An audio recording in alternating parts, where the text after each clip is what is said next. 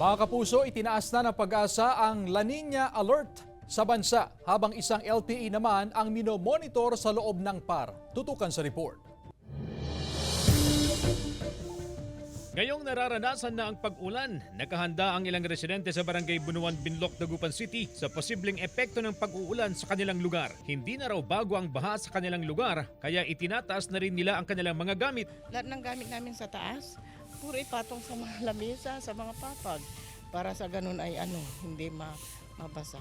Itinaas na ng Pag-asa ang La Nina Alert dahil sa patuloy na paglamig ng temperatura ng tubig sa dagat sa gitna at silangang bahagi ng Ecuador ng Pasipiko. Nagdudulot ito ng mas maraming ulan kaysa normal at mga bagyong nabubuo na mas malapit sa bansa. Probability na ito ay naging 70% na La Nina, karanasan ng La Nina dito, lalong-lalo na pagdating itong August, September, October. Isang LPA naman ang namataan sa loob ng Philippine Area of Responsibility sa silangan ng Davao Region. Dahil dito nararanasan ang pag-uulan sa bahagi ng Eastern Visayas at Caraga Region at Davao Region. Sakaling maging bagyo, papangalanan itong Bagyong Butchoy. Sa San Vicente, Ilocos Sur, panahon na ng pagtatanim ng palay. Pero ang magsasakang si Arnel, atrasado na sa pagtatanim ng punla. Ako nagnina nga minti usar nga pagpadanom no ko. No hangag todo ti talungal do kag padanom ko yung timakinan no kan.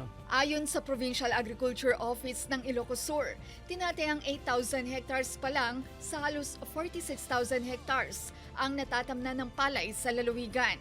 Marami sa mga sakahan ay rain-fed o umaasa sa ulan. Malaking pangamba rin daw sa sektor ng agrikultura ngayon ang La Nina.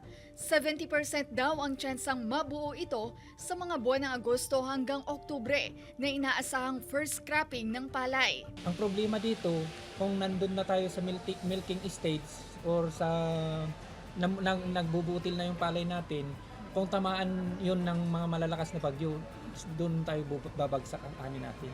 Payo ng agriculturist, ipasiguro o insure ang mga tanim upang matulungan sa tamaan ng kalamidad. Ivy Hernando, CJ Torida, One North Central Luzon.